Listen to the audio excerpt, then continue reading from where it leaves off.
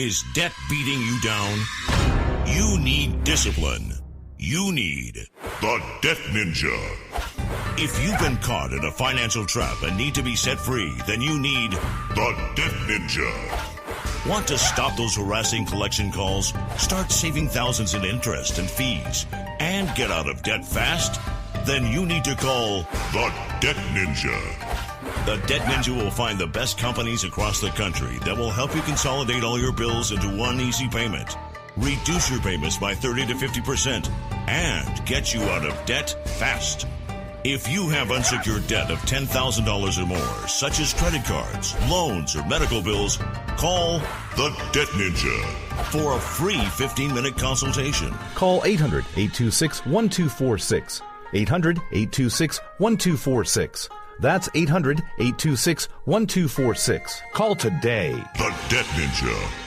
Individuals and businesses with tax problems, listen carefully. Do you feel like you're losing control over your finances? If you owe over $10,000 in back taxes or have unfiled tax returns, we can help you take back control. The IRS is the largest and most aggressive collection agency in the world, and they can seize your bank account, garnish your paycheck, close your business, and file criminal charges. Take control of your tax problems now by calling the experts at Tax Mediation Services and take advantage of the Fresh Start program and new laws that may allow us to negotiate a settlement for the lowest amount possible. Our team of tax attorneys and enrolled agents can stop collections and get you protected so you can take control of your financial future. Tax Mediation Services is accredited by the Better Business Bureau. Call now for a free case review and a price protection guaranteed quote. Call Tax Mediation Services now at 800-610-9050. That's 800-610-9050. 800-610-9050. All writers are prone to becoming so attached to our characters and stories that we struggle to see why a passage may not be working. It takes another set of eyes to help us nurture our writing to full maturity. At Black Wolf Editorial Services, we strive to enable writers to develop and grow, shaping stories into masterpieces that can stand the test of time. Editing services are provided for all genres and all age categories. Services range from critiques of the short story through to line edits of the full-length novel and copy editing for those preparing for publication.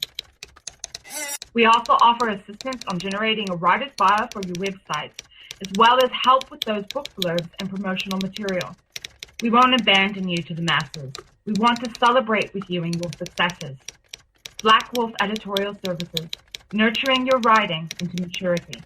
For a full list of services and prices, visit us at blackwolfeditorial.com.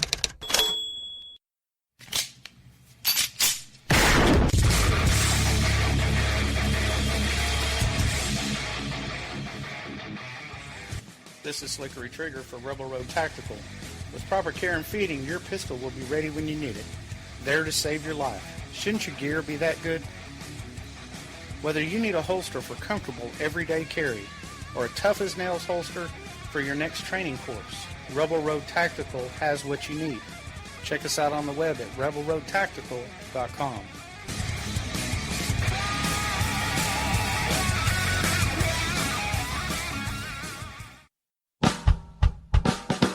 You're listening to the Spark Radio Network, internet radio like you've never heard before. Innovation, creativity, and imagination are all said to begin with a spark. So fasten your seatbelt and take the ride of your life and listen for the spark. You are listening to KLRN Radio, where liberty and reason still reign.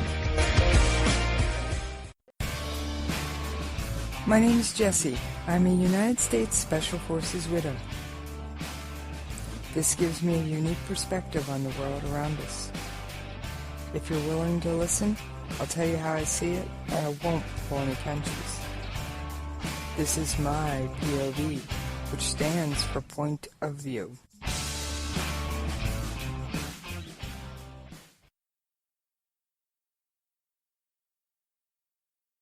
All right, this is Jessie. I am so happy to be back with you guys.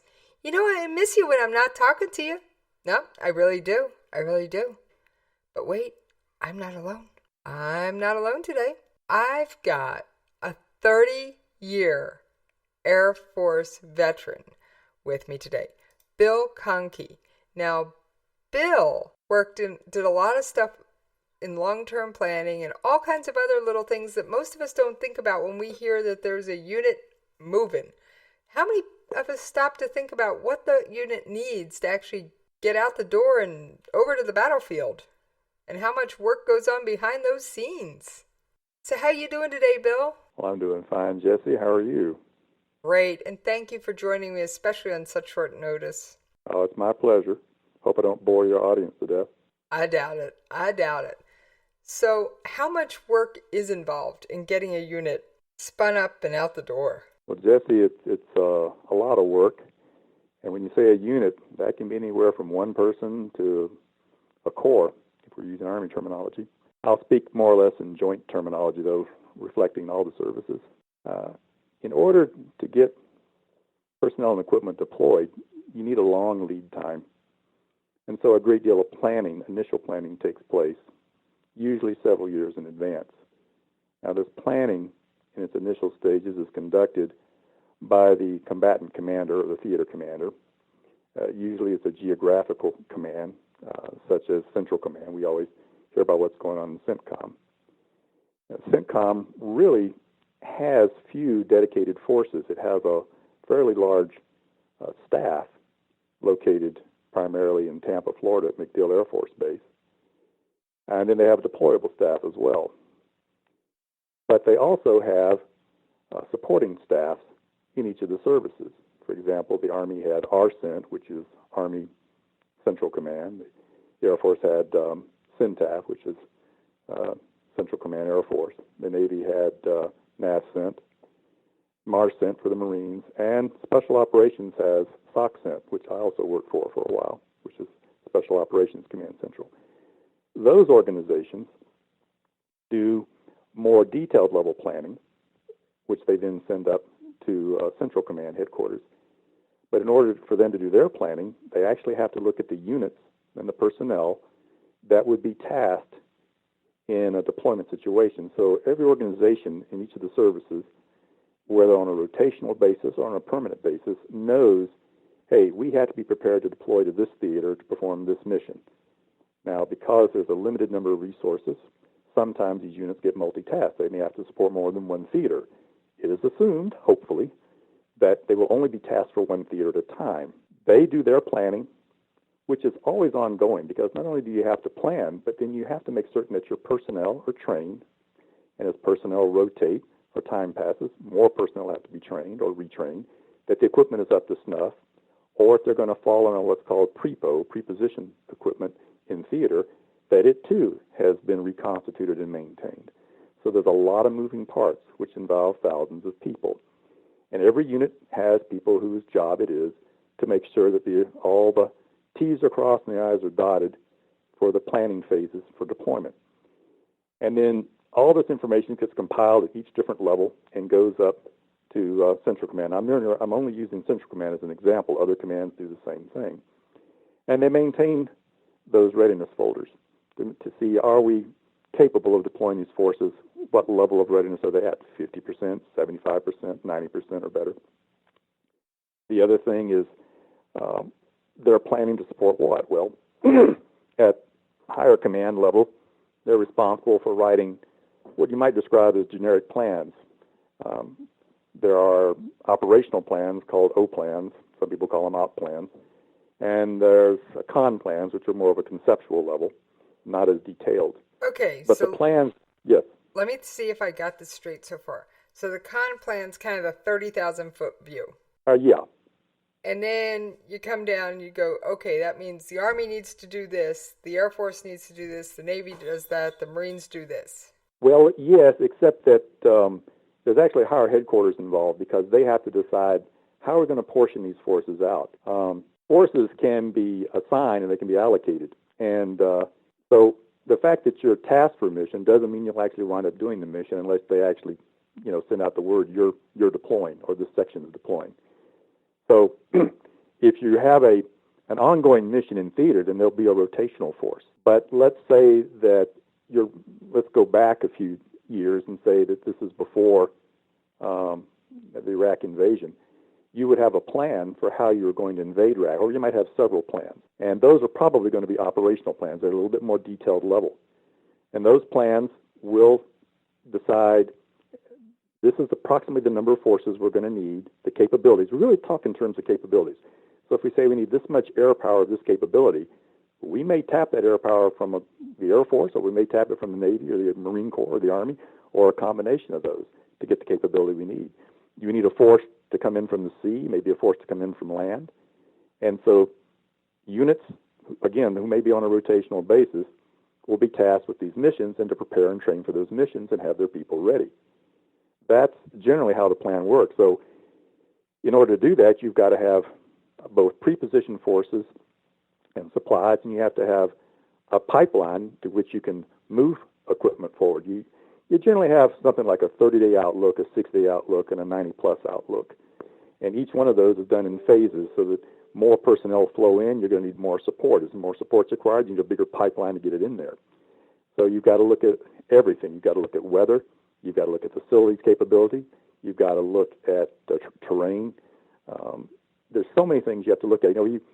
People think, oh, wow, you take over an airfield and you can just bring in all this equipment.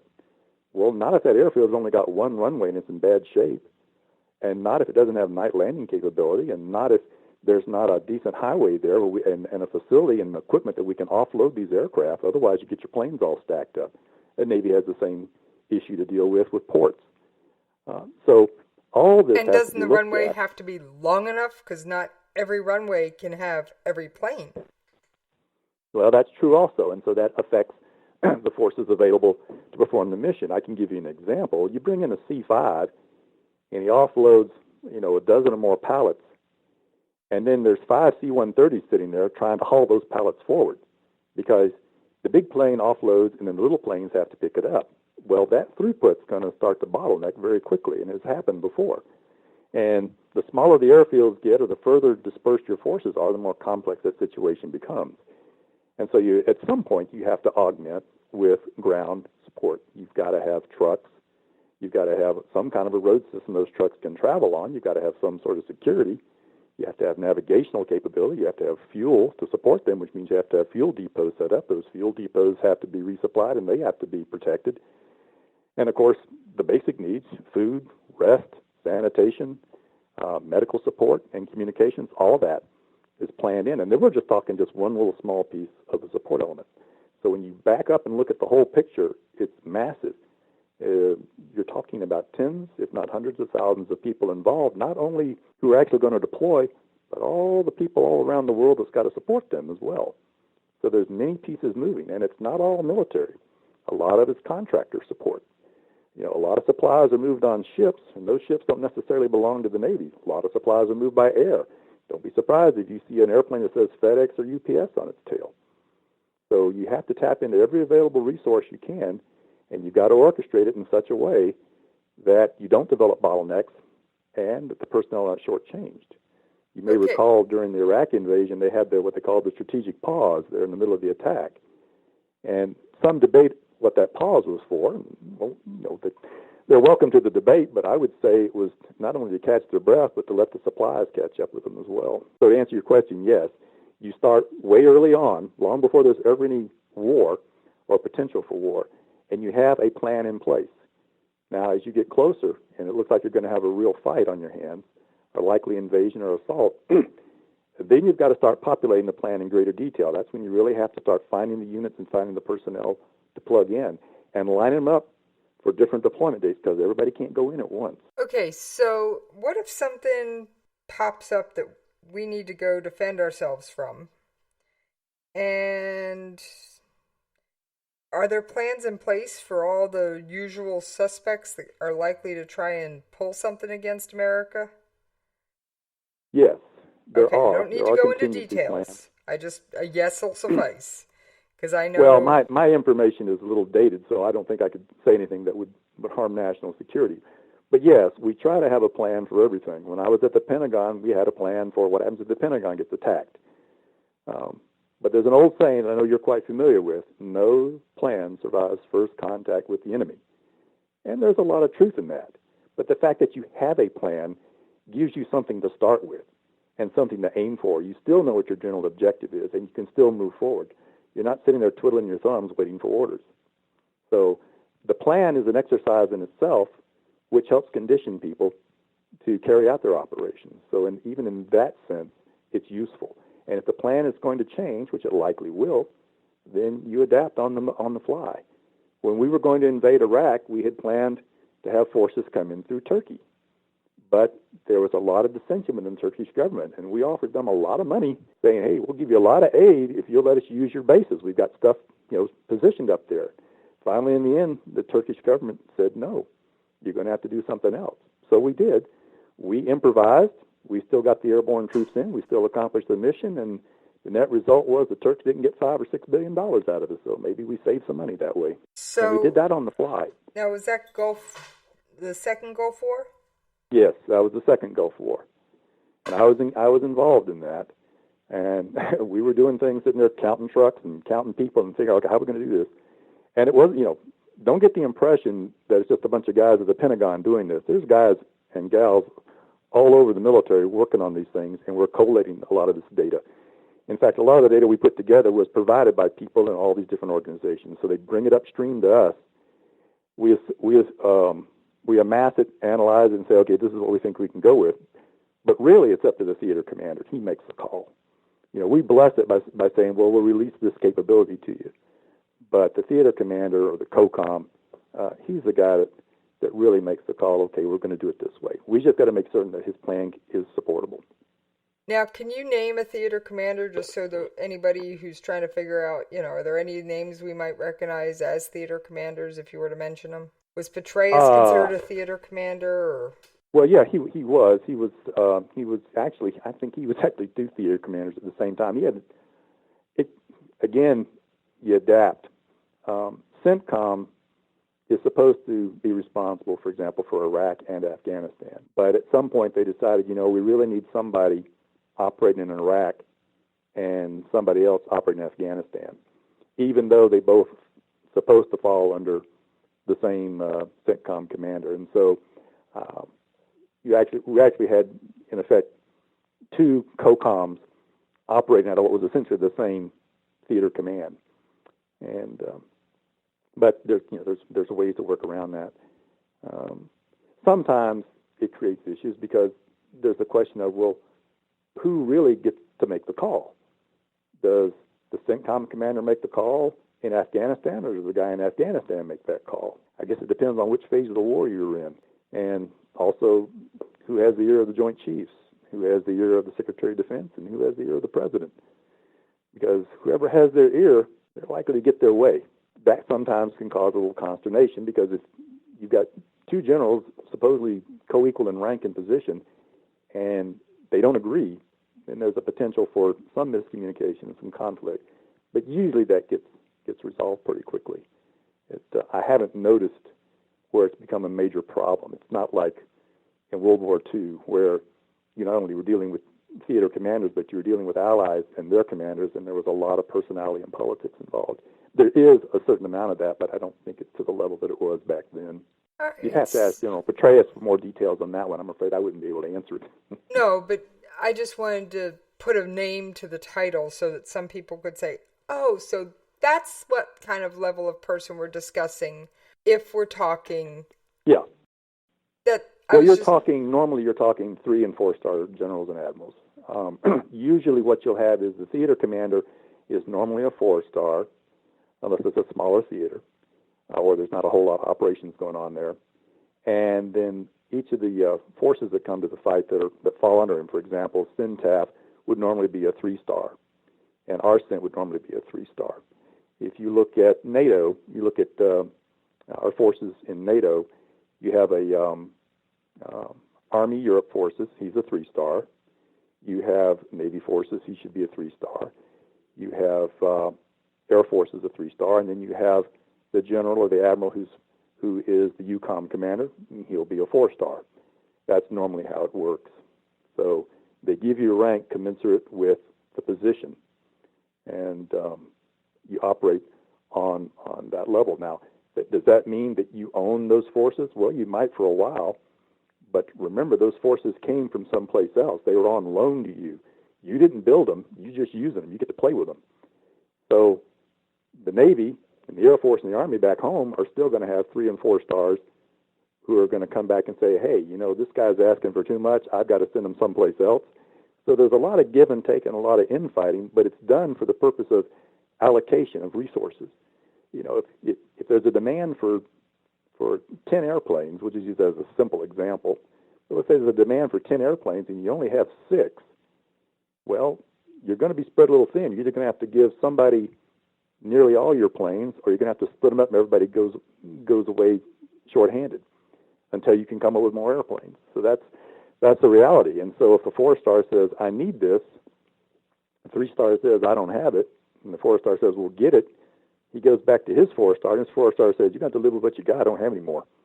So it kind of gets played that way. So if there's an issue, it usually gets elevated according to, which star talks to which star. Normally, it's bad form, so it's sort of a protocol violation for a 4-star to browbeat a 3-star. Because if he does, then he's going to hear from that 3-star's 4-star. My big brother's going to talk to you and deal with you. And that's the way it should be. Right. So you've got to figure out how to juggle all these moving pieces to try and keep everybody happy. And of course, you still got what they call the beans and the bullets. That's right. Now, and it is a tough job to try to balance that out, because you're talking about numbers that are constantly changing and requirements that are constantly changing. And so you're in an ideal world, you would have a buffer, so you'd have more than enough assets to meet all requirements. But we don't live in an ideal world, so you go with what you got and do the best you can with what you have. And most of those resources, as I said, are usually, if they're prepositioned resources, they're probably already in theater for that theater commander to tap into. But there are other forces, other capabilities that he can ask for. And this is where the Joint Chiefs of Staff really get involved. And this is where I guess of course, the Pentagon, as people like to think of it, gets involved. The Pentagon is not a war-fighting organization, thankfully. It is a planning organization whose main interest is in long-term development of each of the services and petitioning Congress to get the money so that they can carry out these long-term plans. But it does have a wartime role as well, because when you have different theater commanders arguing over who gets which resource, there has to be an arbitrator. And it usually winds up being someone like the chairman of the Joint Chiefs, or actually, I should say the Joint Chiefs collectively, because they usually get together, what they call the tank, and they vote on these issues. And the tank. The only one that goes and talks to the president is usually the chairman. He's the one who talks to the president and the SecDef. Here's our recommendation. Here's how we think we ought to handle this. When you say the tank, I assume you're not talking a vehicle like in the World War II pictures. No, You're it's probably just an talking expression. a secure room in the. It's simply an area at the Pentagon where these guys get together and hash out things in private. My understanding is it's not recorded, so they're kind of free to say whatever they want and express themselves. But then they come forward with the public face, and the chairman makes his announcement. But while they're in the tank, it's kind of, my understanding was always what goes in the tank stays in the tank. Okay. I just want, whenever I throw a term out there that may not be well known, or a 3-letter acronym out there that may not be well known, obviously I don't explain CIA, but when you get into certain things, I always like to give my listeners a little bit of an explanation, because when you say tank, I don't want anybody thinking World War II era vehicle that they're sitting in. Nope, nothing like that. It's just an expression. Like I said, no problem with it now that we've explained it. So they'll hash these. They'll go to the tank and they'll sort out who gets what toys. If it can't be resolved in the other way, yes. Normally things aren't going to be elevated to them. It can. I mean, there are times when you have to do that. But remember, they've got a full plate just running being the representative of their services and trying to build budgets that they submit to Congress, that Congress then does its own little thing too. And they see that as their primary mission, because it really is. But they also know that they're a conduit for settling debates between different theater commanders or services. And also, let's face it, if you're a member of Congress or you're the President of the United States or the Secretary of Defense, you're right there in Washington, D.C. That's where the Pentagon is. Well, technically the Pentagon isn't in D.C. proper, but it's close enough. It's right across the river there. And it's in the D.C. metro area. So you just area, naturally turn to the Pentagon, because that's where all those generals are, and say, what should we be doing about this? Answer this question. Answer that question. And so you wind up being a conduit for a lot of information, even though you say it's not in my job description. You never tell the congressman or the president it's not in my job description. You say, yes, sir. How high, sir? And you try to get an answer for them. To the great frustration of other services and other commands, because you wind up going back to them and say, okay, what's the answer? You don't normally generate the answer yourself. You go to somebody else and ask them. You become a conduit for information. You become a big coordinating tool. So you essentially become the connective tissue. Yeah, I guess you could look at it that way. But people tend to, there's a public image, which is understandable, because all you have to do is look at all the TV shows and movies of the last 75 years or more, and you think, well, it's the Pentagon. As though the Pentagon is some magical organization with a mighty orb that sees all and knows all. It's really a group of anywhere from 20 to 30,000 people trying to answer the mail and get it coordinated and get it signed off and then shoot it to the party that asked for it.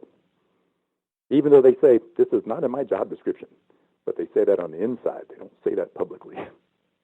I'm sure. When a senator comes to me and says, I need to know how come we're not getting this runway matting, and how much runway matting do we have over there right now? Get back to you, Senator. Okay. Now I got to figure out, okay, where do I go to find runway matting, and who's got it, and how much we have? And why is he asking me this question? You may remember early in the Iraq invasion, there was a lot of concern about upgraded Humvees. You know, our Humvees are getting blown up because they're not armored. Right. They're not armored because they're basically glorified Jeeps. But we started armoring them, and we had, in fact, developed an armored Humvee before the war. But we didn't have that many of them. We originally developed it for Special Forces. And there were issues with the vehicle. It was very heavy. It tended to overheat.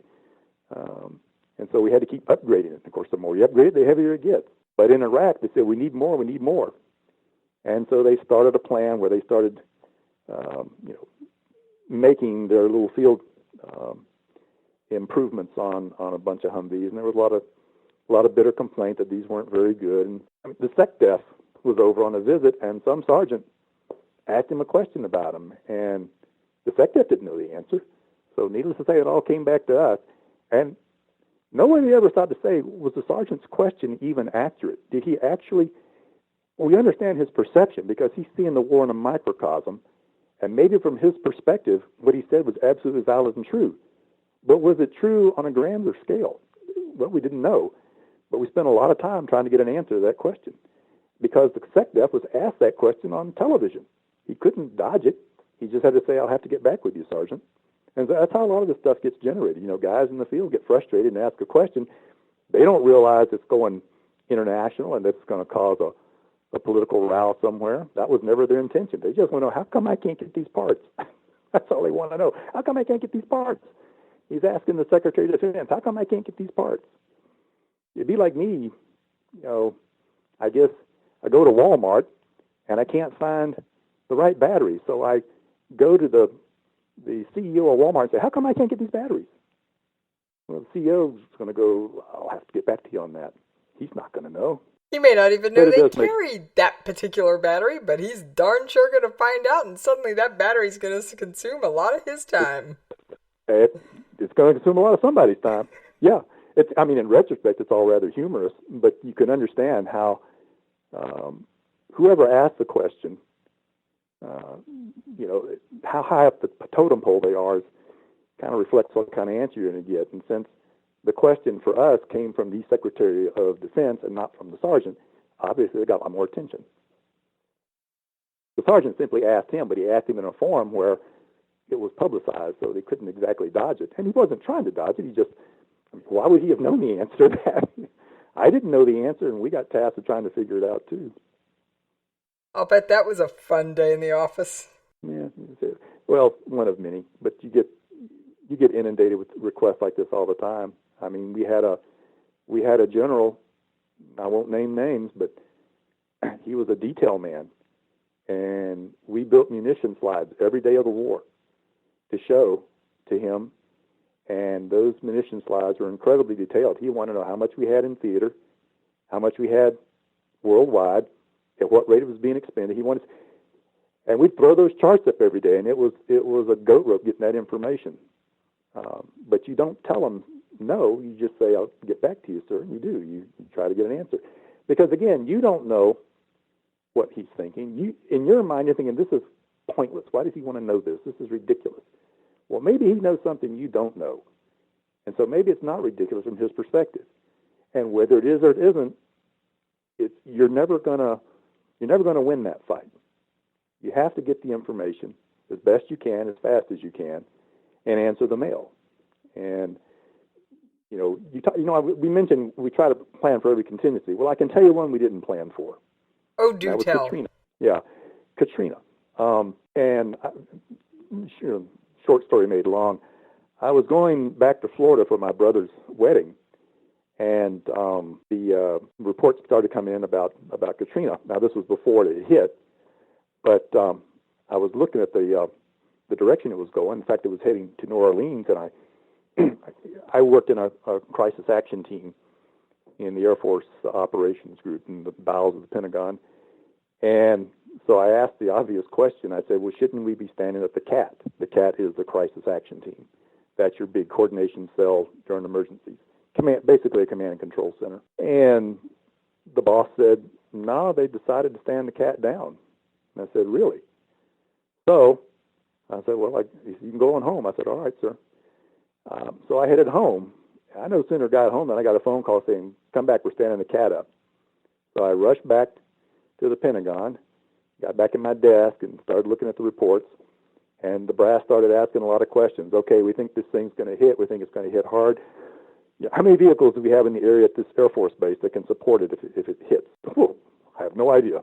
So now I got to get on the phone and try to find this out. And I've got to bring in my transportation people to try to ask these questions. What kind of vehicles do we have? What can the Air Force loan out in an emergency, and so forth and so on. And then, of course, the storm hit and all hell broke loose. But when that happened, of course, I didn't go to Florida. I didn't get to go to the wedding, but that was okay. He understood. A lot of things got lost in the shuffle because communication started to break down. The base you were talking to, suddenly you can't communicate with them because that base is partly underwater, or you have very limited communications with them.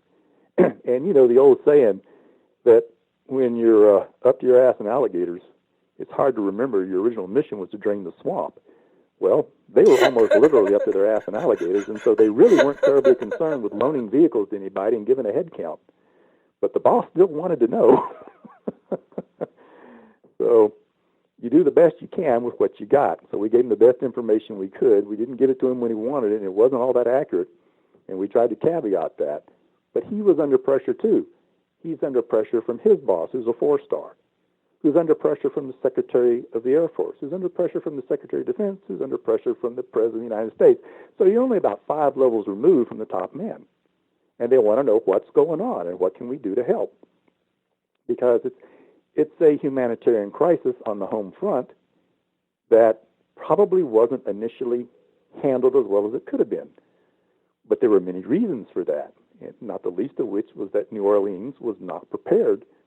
Even though they had long expected something like this, they simply were not prepared to deal with it. And once your infrastructure starts to break down, you know, when roads are not navigable and ports are not accessible, it's kind of hard to get in there and help people, no matter how hard you try, no matter how loudly they scream for that help.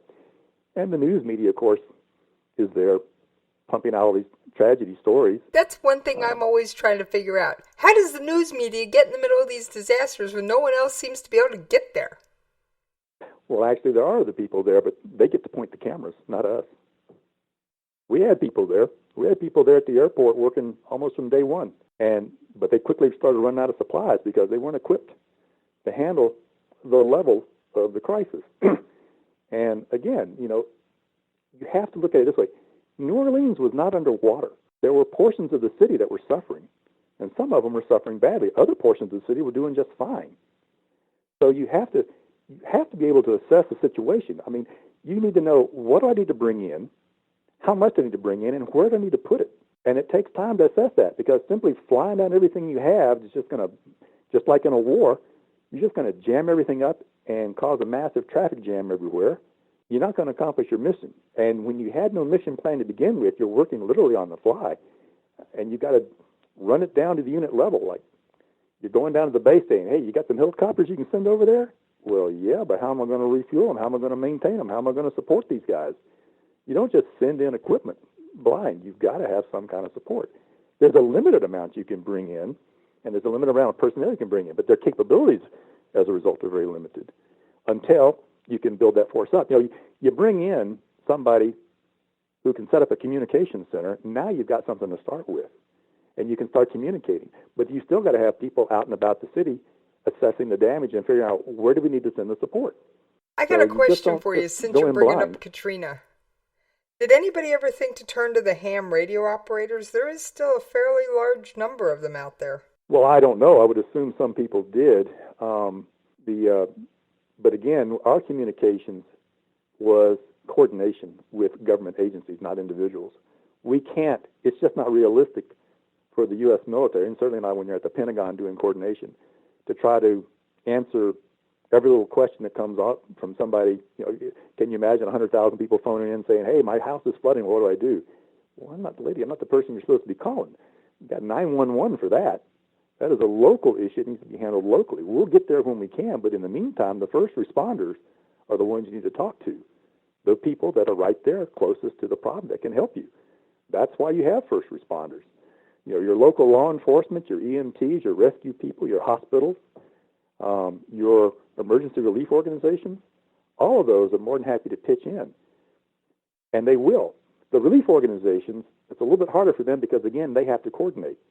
A lot of them do kind of rush in, but when they rush in, they suddenly find out, well, where am I supposed to go? This road's blocked, or they're not letting me in, or they go and set up where 3 other organizations have set up. So who are they really supporting? So there needs to be coordination. There needs to be coordination at the most local level, within the city government, the county, the state, and the feds, and all the supporting organizations, and different businesses support as well. I mean, there's a lot that can be done, but it takes time to coordinate. A lot of it's done on the fly initially, just to get through the first few days. And let's face it, the individual always has to be the first person to be responsible. If I'm in trouble, I need to do something. I don't sit on my thumbs and hope somebody will come. I need to be proactive. Some people are not. They sit on their thumbs. And unfortunately, and in some cases, they had no choice. Some people were simply helpless. I mean, there were some real tragedies in Katrina. As I seem to recall, there was I don't know if it was a senior citizen center or something like that, where what I read, and again, these were early reports, they may not have been true, but the reports I read was that the staff abandoned these people and they drowned, which is horrible. Of course, we also got stories that were somewhat humorous. We got an email that started floating around that this giant alligator named Old Mo or something like that was going around eating senior citizens because they were easy to catch. And, we managed to put that rumor to rest, but there were a lot more to take its place. Okay, so Mo really wasn't having lunch on senior citizens. That's good. That's good. Because they were slow and easy to catch. That was a very smart alligator who just happened to look like an African Nile crocodile, but that's okay.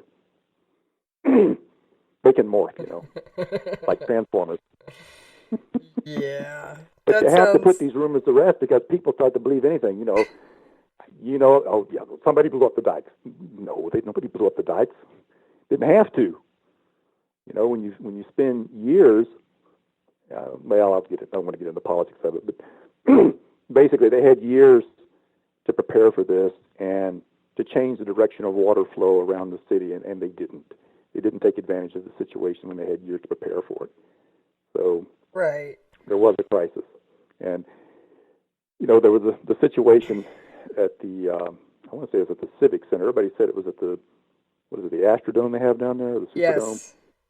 But it was actually, I believe, the Civic Center was where they're having all the problems. And we were getting reports then that, there's rape gangs going around. They're raping the women right and left. They're murdering people and taking their money. Oh, my God, oh, my God, oh, my God.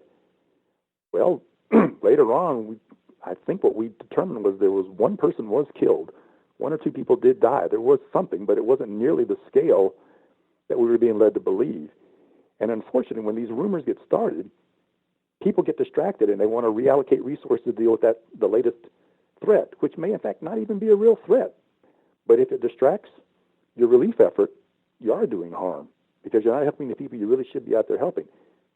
It's the fog of war, and it happens in a crisis. So while we're discussing moving resources into place, I'm going to pick on an airborne unit, since the 82nd is probably the 82nd or the 101st are the most well-known. How much does it take to get one of those units out the door? Well, I'm a little prejudiced when it comes to the 101st because my brother and another friend of mine, I have several friends that served in the 101st, and one of mine was a brigade commander there, so I obviously will favor the 101st. But having said that, I will come to the 82nd's rescue by saying this. The 101st is a very heavy unit, and it's very hard to move them. The 82nd, by comparison, is very light, and it's relatively easy to move them. If we have to, we just make room by shoving them out the door while the plane's about 5,000 feet up. And they seem to like that. So we don't do that with the 101st. They get real mad when you start pushing them out the door, especially if they don't have parachutes. So the paratroop. So people often say, well, why don't we just parachute troops in there to this fill-in-the-blank problem? Well, okay. What's wrong with that answer? Okay. You just said the fill-in-the-blank problem. I will ask you a simple question. What is the problem? Or as they used to say on, what was that, Star Trek Voyager? The doctor used to say, please state the nature of the emergency. We'll say, how can I expect anyone to deal with something if I don't even know what the issue is? Okay, so how do you move a unit such as, since you said the 82nd's a little lighter and faster to move than the 101st, we'll pick on them. How do you move the 82nd Airborne into Iraq if they were suddenly needed in mass to support the retake of Mosul? I would say probably the most practical way to move them would be simply to fly them in and let them fall in on pre-positioned equipment in the theater. But the 82nd is a relatively light unit. They don't have, my information may be dated, but my understanding is they don't have a lot in the way of armor. They have some anti-armor capability, but I don't think they're dealing much with a threat like that. Plus, they're going to have air power from the Air Force and the Navy and the Marine Corps, so they can call on that, and they can call on artillery, and they can bring in a certain amount of artillery themselves. So they'll have on call a lot of capability. But if you're just talking about ground pounders, well, when you bring in your ground pounder, you got to bring in his support element. And the Army operates on a kind of a three-tiered system. They have combat support, and combat service support. The Air Force is a two-tiered system. We have ops and everybody else. So you can say we have ops and support. So we're a two-tiered system. In the Army, you've got to be able to fall in on all these assets because each one performs a critical role. And also in the Army, a lot of times your capability, your best capability or the bulk of your capability may be in the reserve or in guard units. The 82nd is kind of like the fire brigade. They come in first, but they're really designed as a stopgap, not a long-term solution. And so they may be useful in a fight for a week to 30 days, but they've got to be maintained and resupplied, so you've got to bring in infrastructure to support them. And you've got to bring in heavier elements, too, to replace them, because they are a fairly light organization. I mean, they can kick butt. There's no doubt about that. And certainly in Mosul they would. But you don't want the fight. You don't want the fight to degrade down to street fighting and block to block if you can help it, because that's how you get a lot of casualties. When you get down to that level, where you're going building to building, suddenly your technological superiority isn't all that great, because you're closing with the enemy in feet, not yards or miles or kilometers. And so your support then diminishes, because you don't want to bring an F-16 in at 350 knots and drop a 500-pound bomb 50 feet from where your troops are. It's been done. It's been done successfully. I don't recommend it. It's very scary and it's very dangerous. Even 20 millimeter, when it's exploding, you can hurt your own people, and it can over-penetrate. So you've got to be very precise, and you've got to make certain that your people are clear of the area if possible. But if they're closing with the enemy and you can't bring in that support, then they've got to close the old-fashioned way. I won't say fixed bayonets, but damn near it. And even with their body armor on, they're going to incur casualties. And today, Americans are not enamored with the idea of high casualty rates. If one soldier gets killed, it's national news. If you went into a place like Mosul with the 82nd, I think in the middle of a fight, I think you'd see more than one soldier getting killed. So you have to look at what are the political ramifications. If you're going to send these guys in harm's way, then you need to be able to steel yourself to what is likely going to happen. And if your political leadership is not ready for that, then you're really putting these soldiers at risk because you're sending them in and you may well pull them right back out. So what have they accomplished? So you have to assess everything before you go in. You don't want to go in blind. And the duty of the military to let senior leadership, civilian leadership know here's the risk and here's the likely casualties. When we went into Iraq, we thought we were going to take on much higher casualties than we did because we thought Saddam Hussein was going to use chemical and biological weapons against us. And there was a great fear that he would and that it might cause as many as 5,000 or 10,000 casualties. How many of those would have died, I don't know, but we were estimating 5,000 to 10,000 casualties. As it was a cakewalk. Because what he did was he told his guys, trade ground for time. We're going to go to ground and we're going to fight a guerrilla war. So they did eventually cause a lot of casualties among us, but it was in the next phase of the war, which is really a guerrilla war. They decided we're not going to play the Americans at this game. They've already shown they can easily and handily beat us in a one-on-one modern armored air conflict. So we're going to do it differently this time, and that's what they did. And in effect, with the fighting you see now, the internecine warfare, is often along those same lines. It's not necessarily high-tech. I was going to say, we're seeing a lot of low-tech things like car bombs and suicide bombs and IEDs. Well, you're seeing asymmetrical warfare. Asymmetrical means we will use technology where it suits us, and we'll use old-fashioned brute force where it suits us, and if we can combine those two, we'll do that. If we can't beat the Americans tactically, we'll beat them strategically by bleeding them. This was what the Vietnamese did. When you look at the Vietnam War, it's in retrospect, it should have been pretty obvious. If you're not going to invade and take over a country, if you're going to let them have a safe haven to operate from, then they know, okay, this is sacred. They're not going to screw with us here. We've got endless manpower. We've got the home court advantage because it's our country. We're going to fight these guys. They can kill 10 million of us, and we're going to keep fighting them. But they're not going to be willing to suffer a fraction of the casualties that we are because it ain't their country. And that's true. We lost 58,000 men in Vietnam. We killed millions of people in that war. They still won because we finally picked up our marbles and went home because we weren't willing to fight the kind of war that was necessary if you really want to defeat the enemy, because we were worried, well, if we invade North Vietnam, this may cause the war to spread. And something similar had happened in Korea. We were a little bit more successful in Korea because we managed to salvage and save South Korea. But we eventually gave up on Vietnam. And we've kind of given up. Well, we haven't entirely given up on Iraq. We are giving them some support, but it's almost grudging support. It's like, what's the minimum we can get away with just so we don't get sucked back into a bloody fight? That's a political decision, you understand. See, that's not that's a military one. A general would have no problem saying, here's how we deal with it. But a political decision is something entirely different, and that's what you have to look at, the political ramifications. So that's how I'm answering your question about, sending in the 82nd Airborne. You don't send in forces unless you have a clear idea of what their mission is, what you expect as the outcome, and what it's going to cost. If you're unrealistic about any of that, you're probably already written your own epitaph. That's an interesting way to put it. So, with the current stuff going on in Mosul, and I know you haven't kept up on all of it, but the over 30... Well, the players keep changing. They keep killing them faster than I can memorize their names. Well, never mind the bad guys. We're just going to lump them all together as Daesh or ISIS or ISIL. Okay? Okay.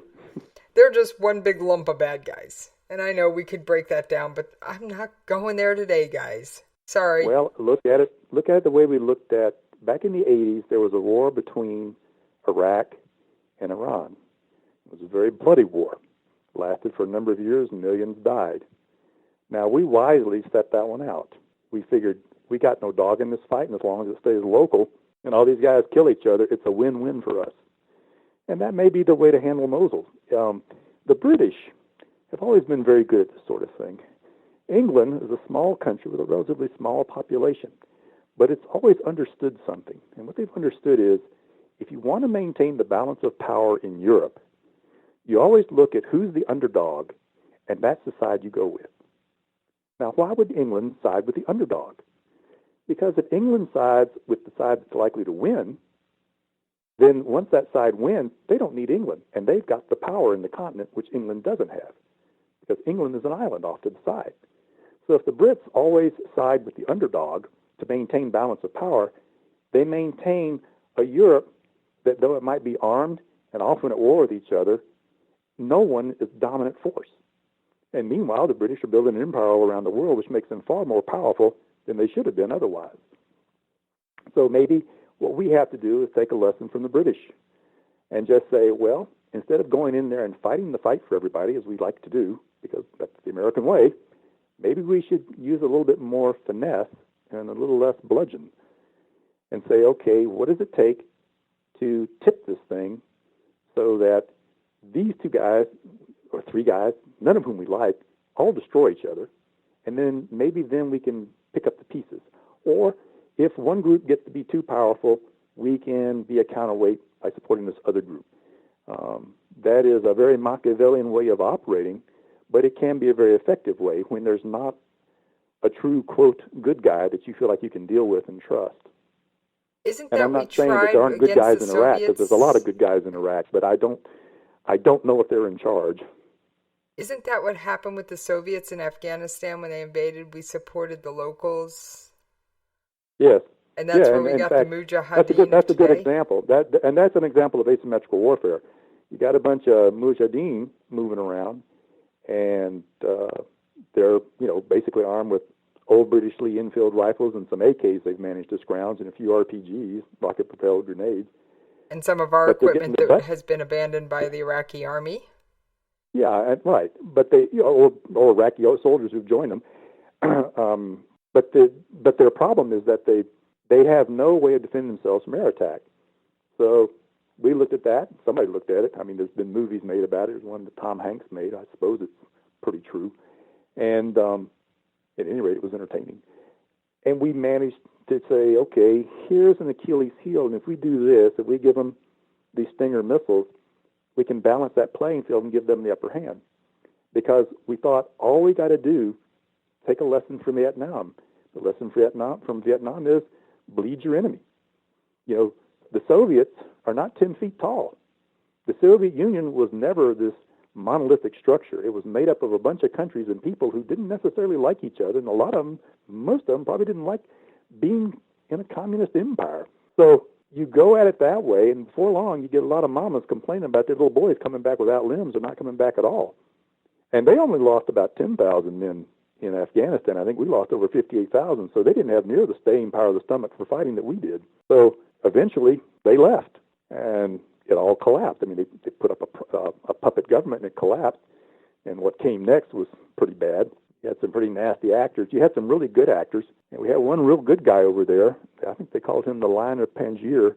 And, it's a sad thing. I don't know how many people are aware of it, but a few days before 9/11, he was murdered, I think, by a bomb. Someone brought in a bomb and killed him because they were afraid he was going to find out what the Taliban was up to and let us know before they could pull off the attack. So they murdered him. And then a couple of days later, we had 9/11. Now, that is something I hadn't heard. Oh, yeah. Look up the Lion of Panjshir. I'm sorry I don't recall the man's name offhand, but everything I read about him was he was one of the good guys.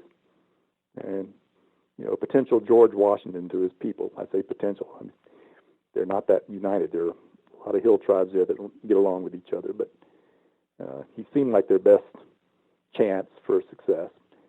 You look at Afghanistan today, and you see the capital, which controls a certain area, and then beyond that, it's those provinces. They're largely on their own. I mean, they're fiercely independent at many times, and even if they aren't, it's not like you can get out there and really control them from a central government in Kabul.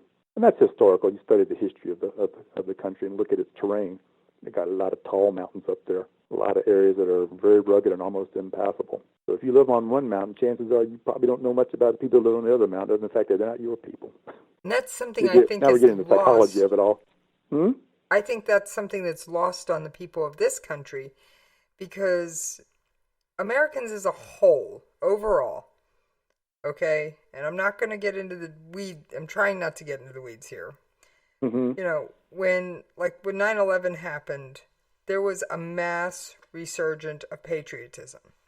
And it wasn't my state's going to do this. It was our country has been attacked. Yes. And I don't yes, think there was. I don't think Afghanistan has, or Iraq for that matter, has that same my country. It's my tribe over there for the most part wasn't attacked. You are correct, and that is true of much of the Middle East. I went to a Middle East orientation course many years ago, and the officer that taught it had he'd gone to language school and learned to speak Arabic, and he'd lived over there and he studied the culture, and he gave us a really interesting description of how it works. He said you can draw a series of concentric rings, bigger and bigger rings. He said the outermost ring is religion, and when I say religion, it's the religion of Islam. Now you go to the next ring in, and then there's the different Islamic sects, and then you go to the next ring in from there, and there are the different groups or tribes. And you go to the ring inside there, and there's a local village and family. He said, your allegiance starts with the family, and it branches out from there. Well, at no point do you really see them thinking in terms of country. You see them think in terms of family, village, region, their particular tribe, or when I say region, tribe, their particular branch of Islam, and then the outermost ring, Islam in general. So he says the weakest bond here is Islam. It is not the great and powerful bond that holds them together. It's the outermost bond, and it's the one that we see because we go, oh, guys in the Middle East must be Islamic. Chances are he probably is. I mean, there are other faiths there, but they dominate for whatever reason. But as you go drilling in, you see where their allegiances really lie. And I'll guarantee you that, when you're married to your cousin, you're probably more tightly aligned with that family than if you're meeting some guy from Indonesia who just happens to be a Muslim. I mean, you're going, well, he's from Indonesia. What do I care about Indonesia? Well, he's a Muslim. So it'd be like you saying you met somebody from Italy and happens to be a Christian. So it's not the strongest bond. The stronger bonds are further in. And I think when you get into the hill tribes, people living in rugged terrain, I think that will predominate. You're really looking at my group versus that group. And I may be friendly with the group on the next mountain, or I may not. We may have animosities that go back generations. And I'll be more than happy to fight them. Now, maybe I'll stop fighting them if the Russians invade, but as soon as the Russians are gone, I'll go back to fighting them again. And you can also look at the different groups, and this is true in Iraq, but it's also true in Afghanistan. Whenever any of my people were deploying, I warned them, I said, you're going to run into all types over there. You're going to run into Johnny Jihad, who's just some young, pardon the expression, young Turk who wants to get a few licks in so he's got his bona fides and can brag about, I took some pot shots at some Americans. You got the thief, the guy who's basically a criminal, who just sees an opportunity, and if shooting it up gives him the opportunity to get a little wealthier, he may do it. Otherwise, he may stay out of the fight. Then you got the hardcore guy, and he may be hardcore for any number of reasons. He may be a true believer and has bought off on all this nonsense, or maybe there's something as simple as, hey, one of your jets bombed my village and killed my sister. What do you think I'm going to do? So it takes all kinds in the fight, and they all have different levels of motivation. And sometimes they join a group that's a bunch of Johnny Jihadis, and sometimes they join a group that's just a bunch of thugs. And sometimes they're out for revenge, sometimes they're out for honor, sometimes they're out for glory, sometimes they're out for fun, sometimes they're out for money. And maybe in there might even be a few that say, hey, I'm just trying to save my country. But what is your country? If it's Iraq, well, then your country is something that was created artificially back in, 1918, 1920. And you guys have been at each other's throats ever since. So no, you're probably not going to think in terms of your country unless you're the party that's running the country. If you're running the show, you might go, yeah, it's my country because I'm running the show. But the minute you're no longer running that show, the my country part disappears. But like I said, and I don't think most Americans can understand that over there, they don't have that country, for lack to steal what I believe is a Marine saying, God, family, country and core. They don't have that country element to it. It's just not part of who they are. Well, I think that's probably largely true. But again, if you look at most African nations, you can see the same thing. You see tribes that hate each other and have hated each other for generations, and yet they're, quote, my fellow countrymen. Why are they your fellow countrymen? Well, because the Belgians and the French and the English and the Germans got together and said, hey, this river, this will be the division between your colony and my colony. And this mountain range, that'll be the division between your colony and my colony. It doesn't matter that it splits up different groups and these people don't get along. It was convenient for them. So this problem of creating artificial nations goes back a long way. It goes back anywhere from 100 to 200 or 300 years. European colonization of Africa and has been a large part of it. But those countries have existed as countries. Borders have shifted to a certain degree, but they have existed as countries for a long time. So no one's come up with a better solution. No one has said, well, let's go and look at adjusting these borders. Lord, that's what starts these fights. Iraq, I always thought Iraq would have been better off as a confederation where they had maybe 3 strong states and a relatively weak central government whose main issue was, let's just provide for the common defense. And that just seemed like the best solution to me, but instead we decided, well, we're going to build it from the top down. But I don't think that's how you build a nation. I think a nation's built from the bottom up. If you can't be built from the bottom up, I don't think it's ever got a chance to be a really successful country. But that's my theory. No, not to get too much into the politics, but I do agree with you. I think that, if you look at the way our country was founded, it wasn't founded from the top down. It was founded from the bottom up with people going, no, that isn't right. I don't want to be part of that. Yes. In fact, we actually fought to get rid of the top that it had inserted itself and said, we run this place. Well, who died and made you king? The United States was not founded, the colonies were not founded by Great Britain. They were founded by enterprising people who, in some cases, had a business contract, such as the folks that settled at Jamestown, the folks that, the Pilgrims. The whole notion of England running the show came along much later, and it was sort of kind of imposed by the British, and not after a considerable amount of fighting with the French and the Spanish over who's going to be running this place. And I think a lot of colonists were like, yeah, okay, they didn't care. Eventually they did, but that came much later. All right, Bill, I just noticed the time. We are well past the bottom of the hour. I'd like you just to hang in there with me while we take a brief commercial break. Okie dokie. You can lay down if you wanna. You can run away if you wanna. You can pretend that this is totally okay if you wanna. You can play dead if you wanna. Forget what they said if you wanna.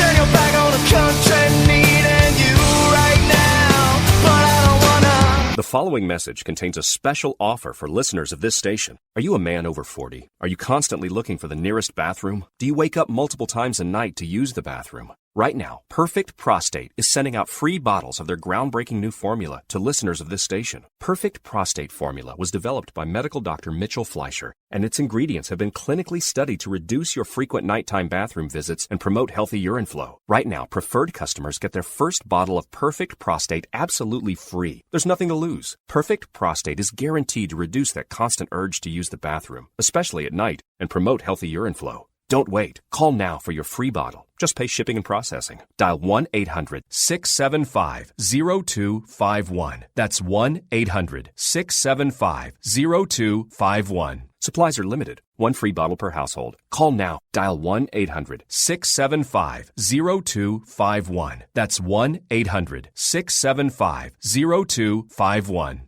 Individuals and businesses with tax problems, listen carefully. Do you feel like you're losing control over your finances? If you owe over $10,000 in back taxes or have unfiled tax returns, we can help you take back control. The IRS is the largest and most aggressive collection agency in the world, and they can seize your bank account, garnish your paycheck, close your business, and file criminal charges. Take control of your tax problems now by calling the experts at Tax Mediation Services and take advantage of the Fresh Start program and new laws that may allow us to negotiate a settlement for the lowest amount possible. Our team of tax attorneys and enrolled agents can stop collections and get you protected so you can take control of your financial future. Tax Mediation Services is accredited by the Better Business Bureau. Call now for a free case review and a price protection guaranteed quote. Call Tax Mediation Services now at 800-610-9050. That's 800-610-9050.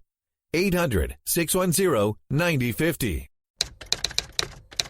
All writers are prone to becoming so attached to our characters and stories that we struggle to see why a passage may not be working.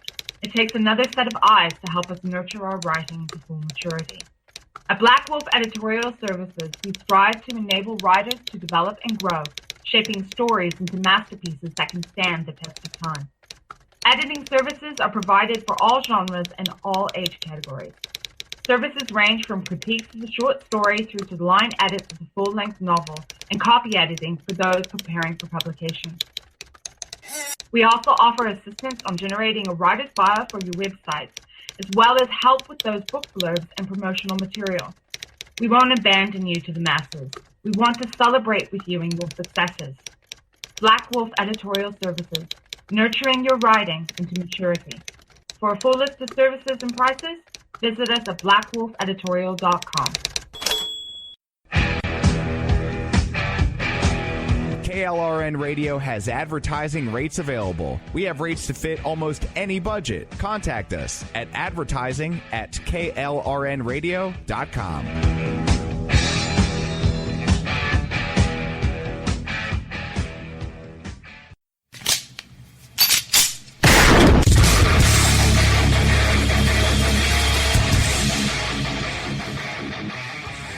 This is Slickery Trigger for Rebel Road Tactical.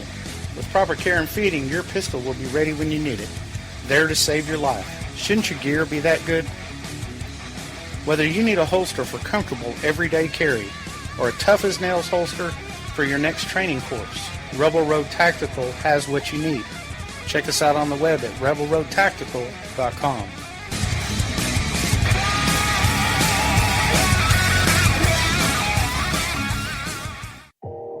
You are listening to KLRN Radio, where liberty and reason still reign. You can lay down if you wanna.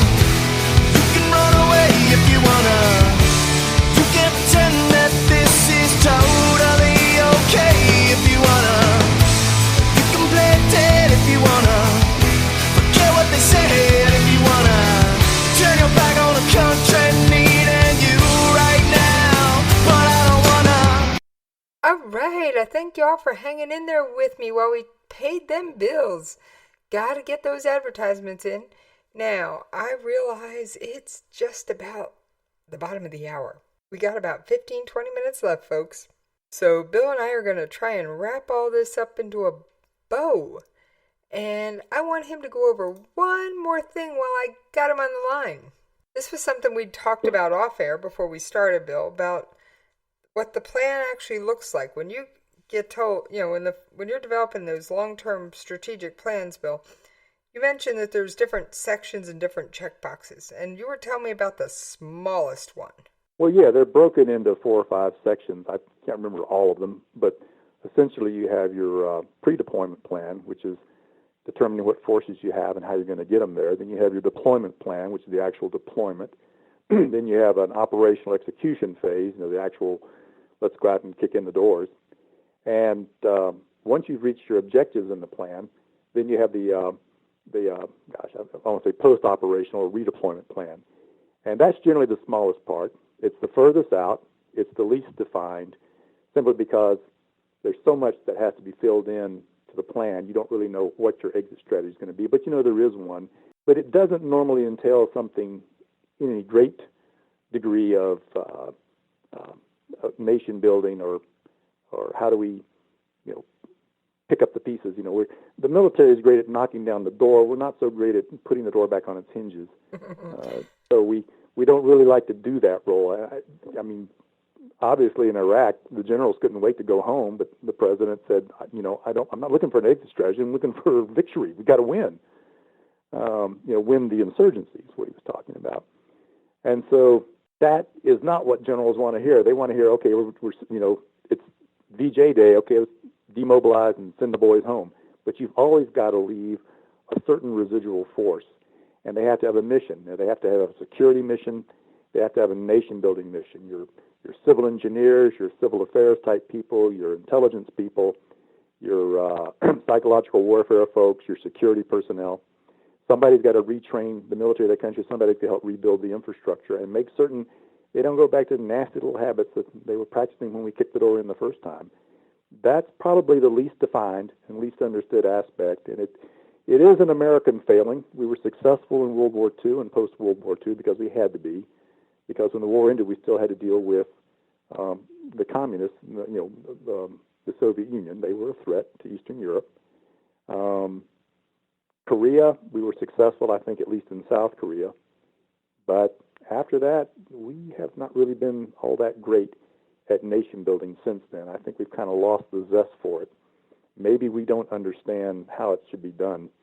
I don't know how much is taught about it, because the warrior's ethos is about kicking in the door, not putting it back on the hinge. I just thought that was an interesting, like I said, off-air moment that we'd brought up that I thought my listeners would take an interest in, because you're right, we often do try nation building, and there are, exact number escapes me, but I'm going to say about 25,000 United States military personnel stationed in South Korea today. And I don't have the numbers in front of me for Europe, but we're still there. I think Europe's about 80. I think I want to say Europe right now is about 80,000.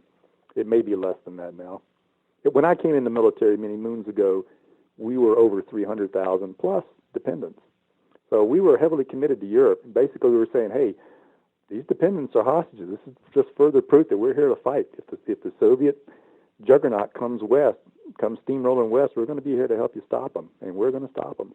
We don't have the juggernaut anymore, but you do have, I guess you have a jiggernaut. You got Mr. Putin out there with his rather minuscule military, but he is trying to build it back up, and he is doing some saber rattling. So, he's doing a lot of saber rattling. Well, I know, but he's simply taking advantage of the situation. You can't blame a guy for that. If you're gonna leave the keys in the car, don't be surprised if a hooligan decides he's going to go joyriding. Simple as that. I love that. That's the best analogy I've heard in a long time. I may have to turn that into a sound bite. Okay. So that got my permission.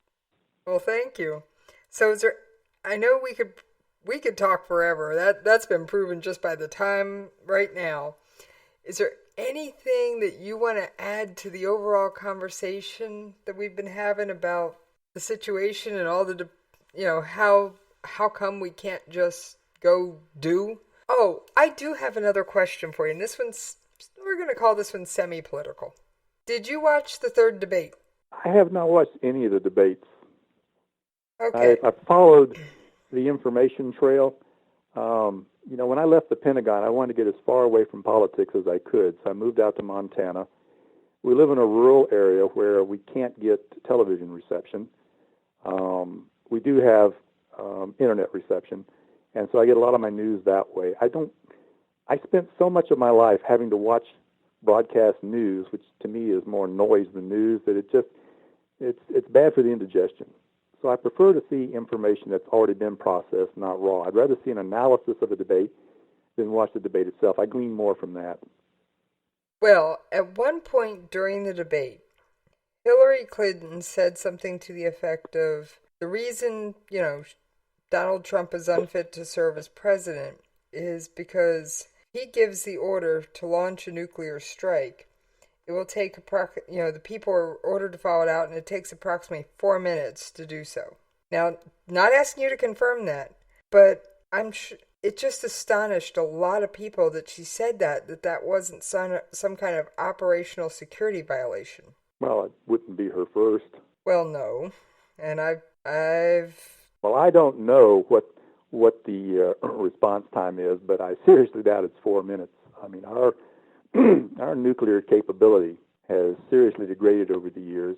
We've had aircraft accidentally take off with nuclear weapons on board, which is, of course, a serious no-no. And I heard there's only one wrench to tighten the bolts.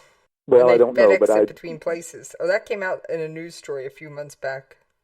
Oh, well, and my understanding too is that we no longer target anything. Our weapons officers have to wait for targeting information. I don't think it's pre-programmed.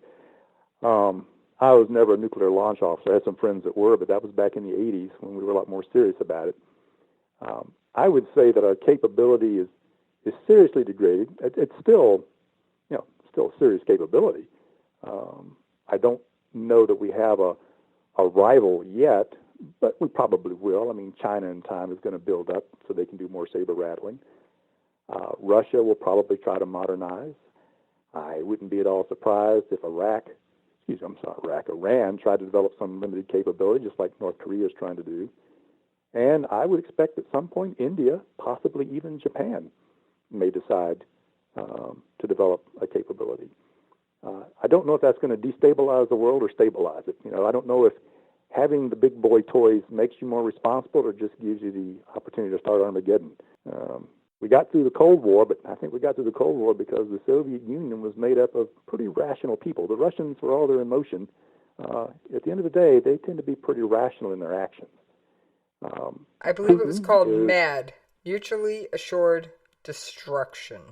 Well, I don't know that it would be mutually assured destruction, but the term is always pleasant to apply. Mr. Putin, he's I think he's a chess player, or maybe he's a poker player. I'm not sure, but I think he knows how to call a bluff. So, if he does build up his forces, it will be probably for bluff, unless he's presented a golden opportunity. But again, I think the Russians, I think, tend to be more rational than that. They're not going to go in willy-nilly someplace as a matter of honor. They're going to go in because they really got something they think they're going to gain from it.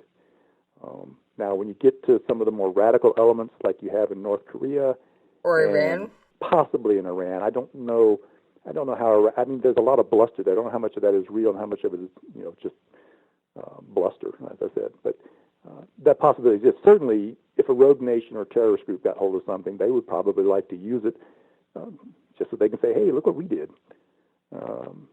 and that might start Armageddon. I don't know. I don't think it would, but it might bring the wrath of Khan down on them. If they had my druthers, it'd bring the wrath of Kohnke down on them. But that's just me. That's a good one. That was funny. All right. I'm going to guess that you're not the one on social media in your household. My wife has social media because of her business.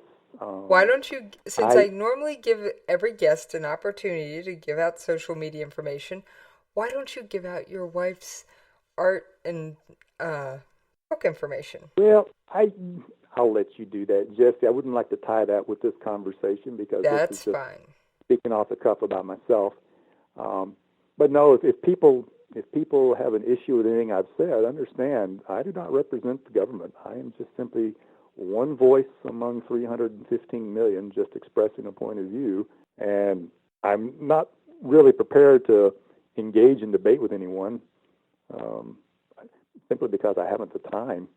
But I'm always willing to offer an opinion like everybody else if someone asks. But and you asked, so I volunteered it, and I hope I've given you worthwhile information, or at least food for thought. And I hope the same applies to your audience. I hope I haven't offended anybody. But if I have, I apologize in advance for any offense I might have given. I'm kind of old school and a little rough around the edges. I have a hard time keeping up with the latest politically correct way of speech. I prefer the old-fashioned free speech. I have to say, my listeners know that I don't pull punches, and political correctness is not the mainstream of my show. Okay. So none of my regulars are going to be a problem. Okay. Well, I hope they enjoyed the last hour of my blather. Well, I thought it was very interesting. I mean, normally I'm right on those commercial breaks, so I was amazed when I looked up and saw that it was about time to go. So I thank you for joining me, and you have an outstanding day. And the same to you and your family, Jesse. Thank you so much for having me on.